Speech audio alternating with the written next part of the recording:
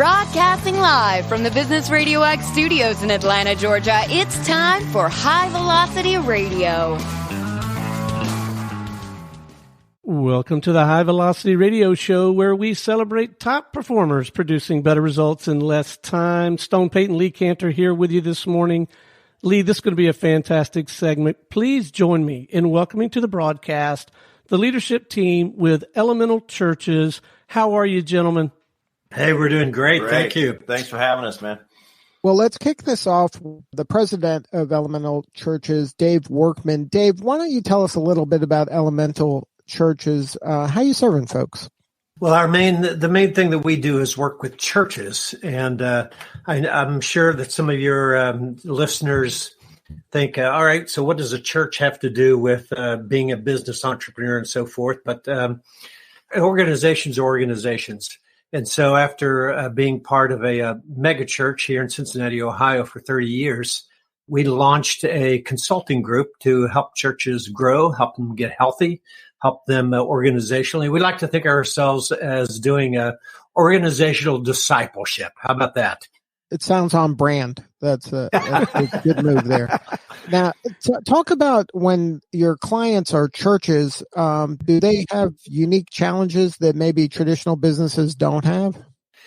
Yeah, I think they do. The things that are in common, for instance, the church that I was a part of and led for a number of years, in some ways it functions organizationally like a small business. We had a $10 to $12 million budget. I had 120 people on staff. There was a lot to manage and a lot to take care of. The things that make us different are we depend so much on volunteers, and the way you manage volunteers, you have to work with intrinsic values. And so I don't have a paycheck or a financial care to put in front of those. For instance, when we opened up a place called the Healing Center, which was to help the marginalized, the under-resourced in Cincinnati, Ohio. Cincinnati at one time was the 7th poorest city in the nation of big cities. And so we wanted to help with helping the under-resourced. That took about 500 volunteers a month to serve 3,000 to 4,000 people each week. And so because of that, you have to manage in a different way. Now, when you're working with people and using kind of a large why as the carrot, as opposed to large piles of money as the carrot, does that change anything when it comes to motivating people and inspiring people? Or is this something that people, because they're part of the church, they already kind of buy into that, or they wouldn't be part of the church in the first place? Well, I think that implies that you have to have your mission really clear, that people really have to understand the purpose for which your organization, in our case, a church, why it exists. And we existed solely to love the people of Cincinnati, to serve them, to create resources for them, and so forth. So you tap into their intrinsic value to have purpose and to help the community that they're a part of. Now, is that the thinking behind the name Elemental? That wasn't an accident? Yeah, the elemental part comes from our research in working with primarily churches, but any organization. And what we did was identify what we think are the 4 essential or 4 critical elements that every organization has to have in order to be healthy and to be effective. And those 4 elements in our mind were integrity, that has to do with infrastructure, that has to do with systems and processes. It's how you get your job done. In our case, how we get our mission done. Passion was the second element. Passion is the energy, the vibe of the organization in terms of wanting to get the mission done, how committed they are to the mission. The third thing is servanthood. Outward focused is the organization. And lastly is imagination. That has to do with change capacity, the ability of a leader to ask what if questions. What if we started doing this? What if we stopped doing this? The ability of leaders to blue sky in their organization. If those 4 elements are active and they're fairly balanced in any organization, organizations tend to be healthy. Same way with churches, and those were the things that we began to assess in churches when we began putting our inventory together. Now, you mentioned that this started at a mega church, the idea of this. How did you kind of pull your team together? And then why don't you introduce your team? Well, I have my first contact was the dean of the local seminary here. His name is Dr. Tom Thatcher. Tom and I had met a few times before, and we had lunch, and I showed him a PDF, a draft copy of a book I was working on called Elemental Leaders. I said, "Tell me if I'm out to lunch on this or what you think." Yeah. And he jumped in on it, and I'll let him kind of tell his connection then with us. Yeah, my background is I've been in higher education for 25 years, aside from church, and then also in the publishing world. And so I was coming from a framework where I had seen in the education industry dramatic changes in the way that information and experience learning can be delivered to people. Moving from when I first started, everything was still face-to-face and pretty much classroom-based, and going into environments that were fully online and hybridized in different amounts of time to try to get more and more results for people in different amounts of time.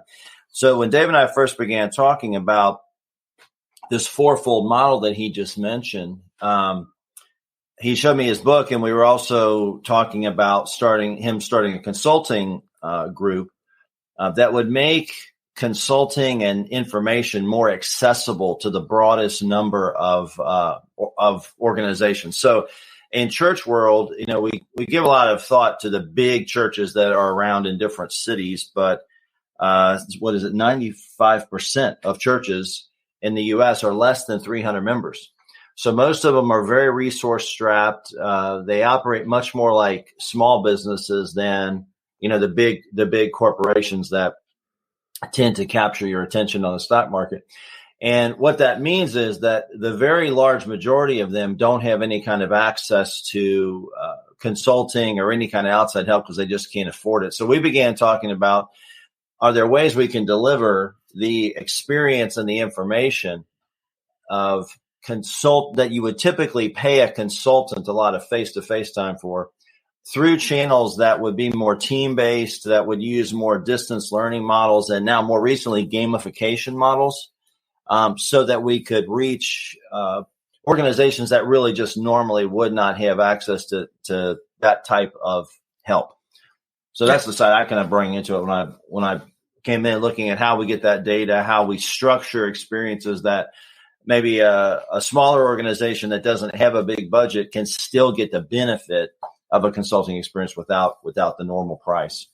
And the third part of our team is my buddy Al Buchweitz. Al and I worked together for years, and I'll let him explain his unique gifts and talents and history as well. Yeah, so I got involved really first off because Dave and I were friends, and Dave was going through a transition in life, and I thought, I could be a good friend in this time to him. Menopause. It was menopause. That's right. Career menopause. Just kidding. For those of you that are serious. But so that's how we started. And then he showed me his book and said, "Hey, do you want to give some feedback on it?" And then really over time, I became more drawn into the business. And I'll tell you the real reason why. There's a part of me that's always been attracted to cutting edge.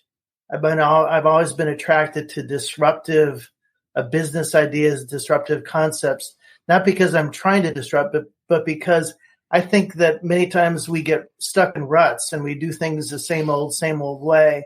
And so disruptors come along to improve and really create a new way of doing something that really adds value and really helps a lot more people. And so, I was along for the ride and enjoying some of the pieces of what we're doing.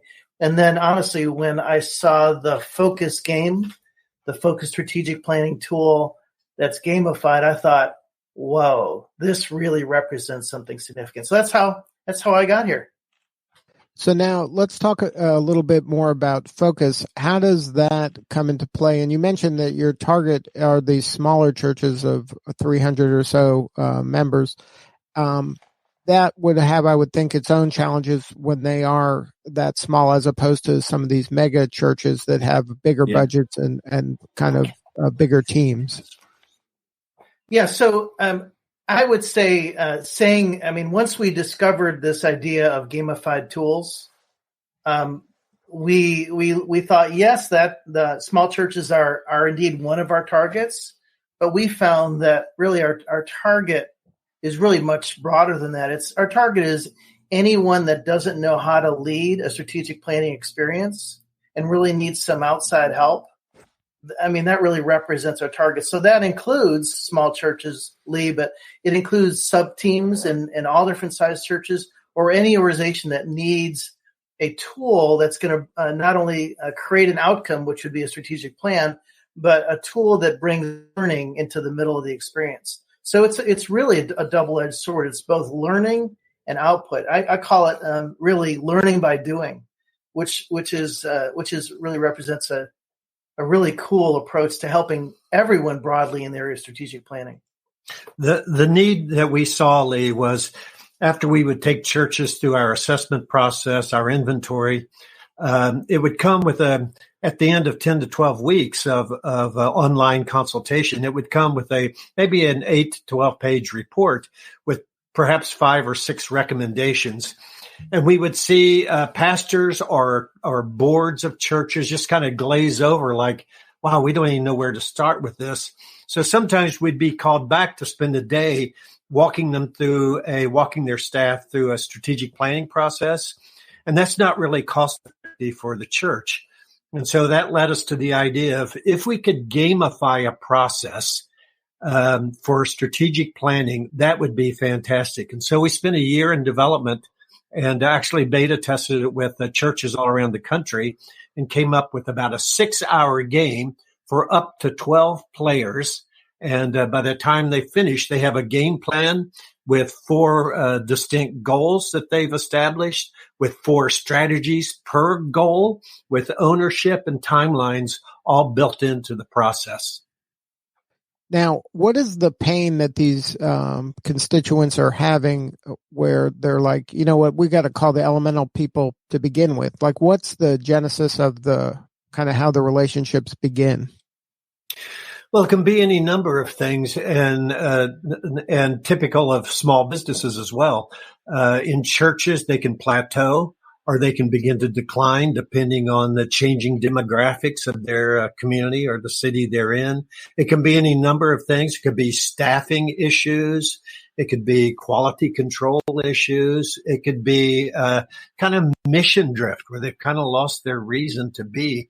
Any of those things would be a reason why you would call any consultant, whether it was elemental churches or whoever, to come in and help think through or process what the real issues are. Most of them just feel stuck in some way, and it can be different ways. Like Dave said, they can be stuck in a staffing problem. They can have 3,500 members and their facility's not sufficient and they just don't really know how to go forward. But they could also have 150 members and, they may go up in their membership and up in their finances, but then it'll drop back down because they don't have infrastructure. So it's mostly organizations that are just stuck somewhere and realize they need something to get past whatever that barrier is, but they haven't really figured out what that is. And they don't have the time they don't think they have the time or the energy to push through that barrier.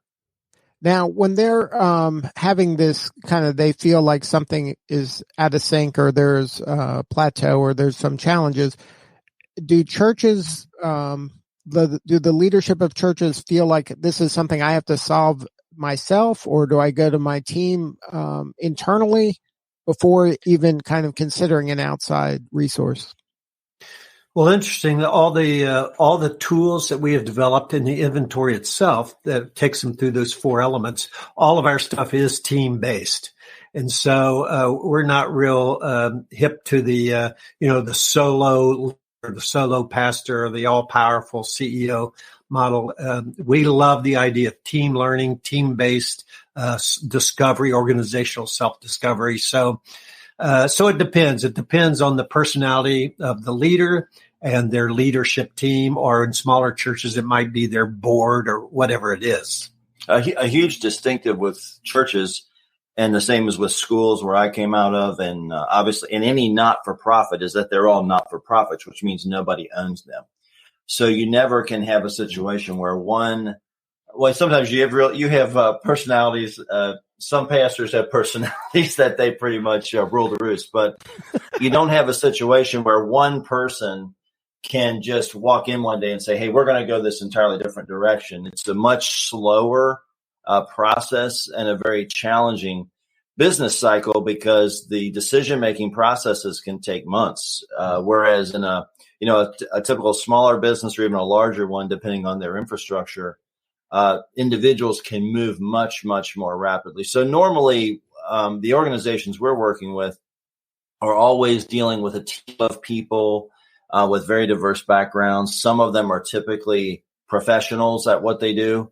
And then many are not. Many are, board members or, like Dave said, volunteers who bring expertise from other areas, but they all have to kind of come together around a common vision and sense of their mission, or there's just no way they can succeed. Now, do these churches that choose to work with you, is their first point of contact typically, Dave, your book, Elemental Leaders? I think it's a mix of things, really. Our main thing is the website, so that that gets our what we do out into the larger interweb. A lot of it was based on at first our relationships and our networks throughout the country, and friendships. And as you know, word of mouth is powerful. The best salesman is a satisfied customer, and so the people who have typically worked with us have had really, really good results. And then walk me through, say I'm running a church and I'm thinking, okay, this is something for me. How does it begin? So maybe I've read the book, maybe a friend has told me that this is, I should be working with you guys, but walk me through kind of those beginning steps to kind of kick off the Focus program and to begin this kind of playing around with this gamification, which is probably unusual. Like I probably haven't done things like this before in my organization. In general, what we find is that most churches, and this is true of all organizations, they may not be totally aware of what their actual needs and challenges are. Or they may, so often they think that, they think that what their problem isn't actually what their problem is. So ideally, the first thing we developed was a way for them to do a team-based sort of self-assessment of their organization using this framework we just mentioned, the systems, commitment or passion, outward focus or customer focus in the world of business, or client focus or community focus, and then innovation, imagination, change capacity. So ideally, if we connected with the church, the first thing they would do is go through, and again, this is using, like I said, a distance education model. So the first thing they would do is go through a very structured but really self-driven process of assessing themselves, both as individual leaders and as an organization. As my colleague here, Dave, mentioned before, once they go through that, we write a report that is presented to them and with very specific suggestions about what their next steps might be. And in writing those reports over time, I had noticed that I could just copy and paste the line that says you need to develop a strategic plan from every report into the next one, because very, very few churches, like most businesses, just don't really have a strategic plan. They kind of do what the calendar and what the day-to-day need demands. So the Focus tool would ideally be thinking something you would do, it's a strategic planning tool. So ideally you would assess where you are and then move into a mode of making a plan for the future that's building on the platform of where you are. And so then we were thinking, okay, typically strategic planning for congregations. Well, I don't know if there's a typical, it can easily cost $20,000 and up. And that is just not accessible to the very large majority of any nonprofit organization, much less churches that are, always trying to be conservative and careful with what they have. So we discovered that if we use the gaming model, we could significantly reduce the cost by giving a more powerful tool that would allow the team to go through that same process that you might typically bring a consultant in for, 2, 3, or 4 weekends where they're spending a huge amount of FaceTime on that. So, but if a church already had a strong sense of who they are and what they wanted to do, and they're thinking we need strategic planning help, absolutely. Many have just bought the focus tool, the game, and gone through it and gotten good results. A lot of them are already self-aware of their pain points. So they're like, hey, we know where we are. We want to start planning. So give us the tool and let's get rolling on that.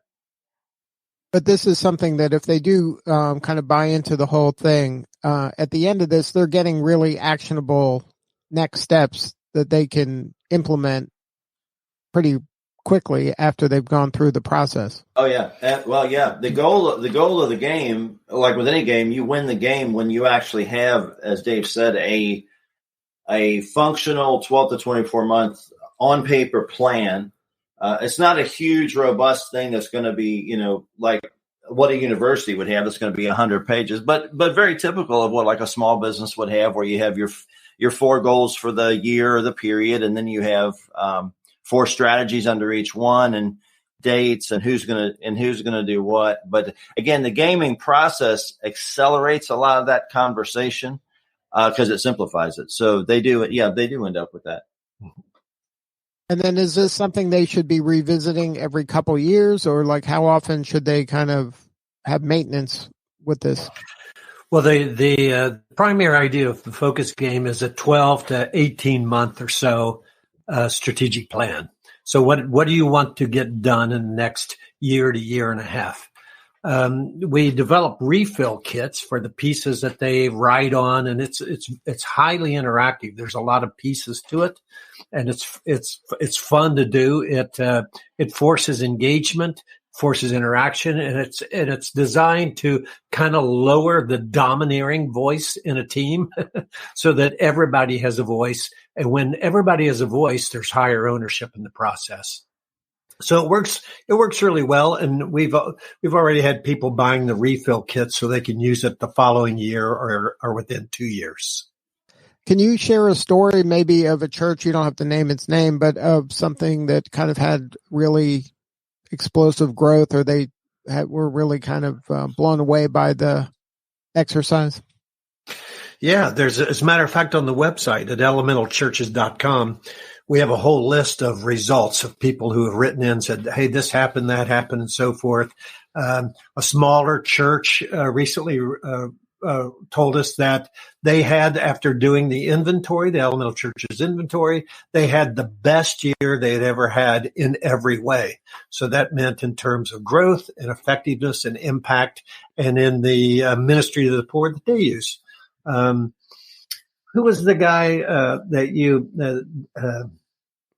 we put at the very top, Al?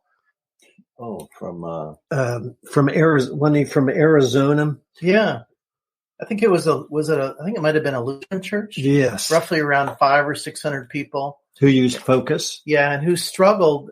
They really struggled historically with doing strategic planning well. And honestly, they just heard about just the focus strategy tool, used that without any kind of help, didn't know us in any way, and had massive results. I mean, it was really positive. I don't have the output in front of me to read it, but it was really good. So I'm going to just do a quick clarifying point, Lee, just to help really clarify the conversation. We started primarily as a consulting practice. As a result of starting it as a consulting practice, we discovered two things. We discovered the way it was done could be improved. The second that we discovered is that we discovered there are actually kind of microprocesses in helping an organization that if those microprocesses are turned into just products, those microprocesses just used on their own will set organizations free.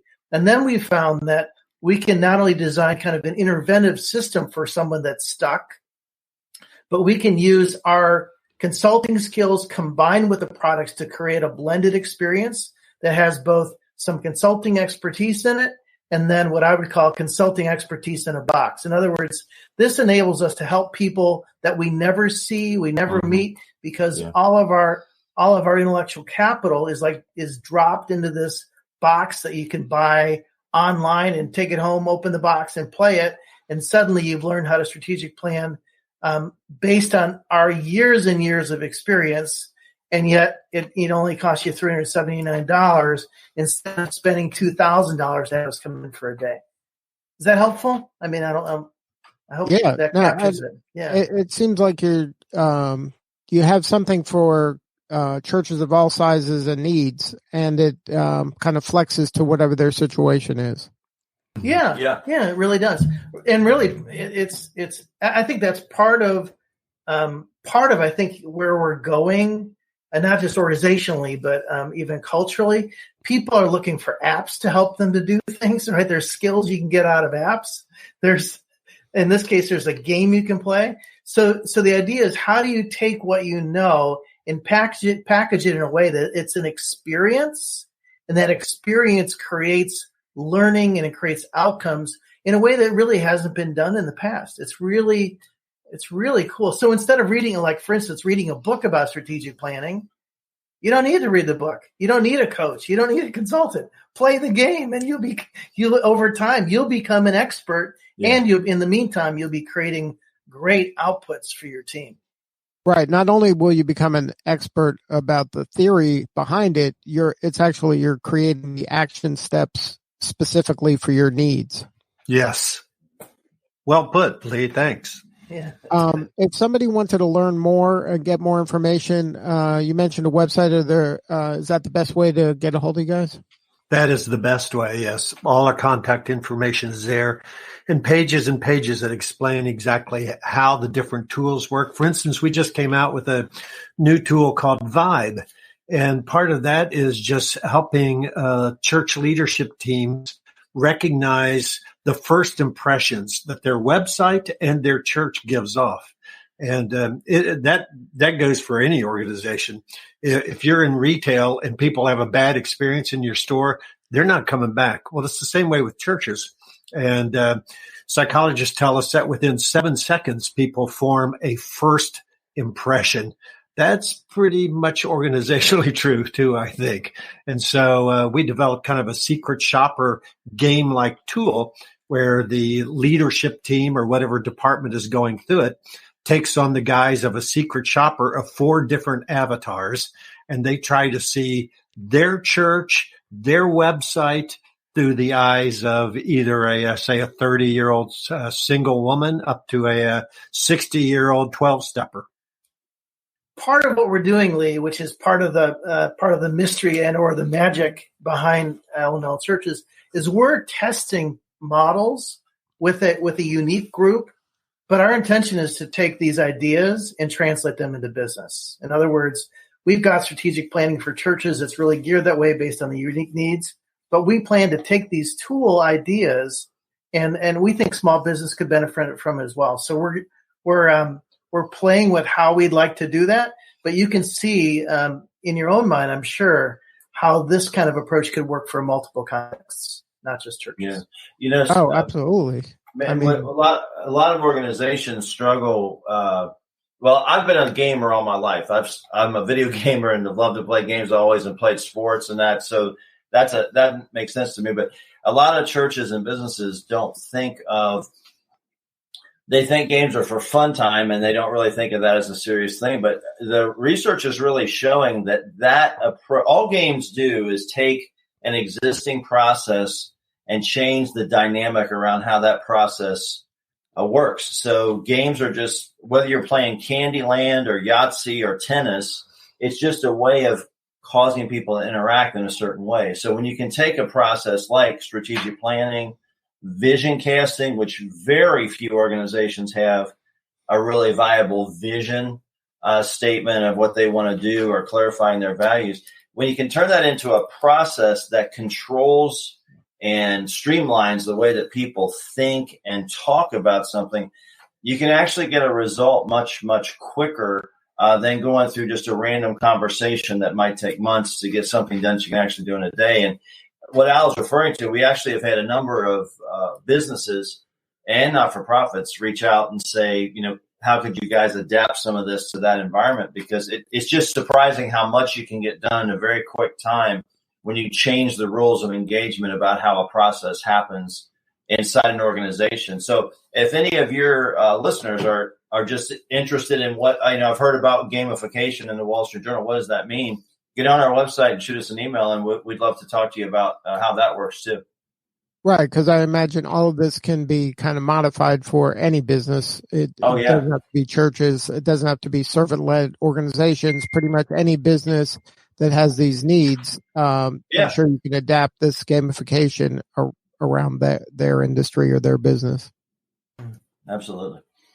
All right. Well, once again, the website is Elemental Churches. Thank you so much, Dave, Tom, and Al, for sharing your story. We appreciate you being on the show.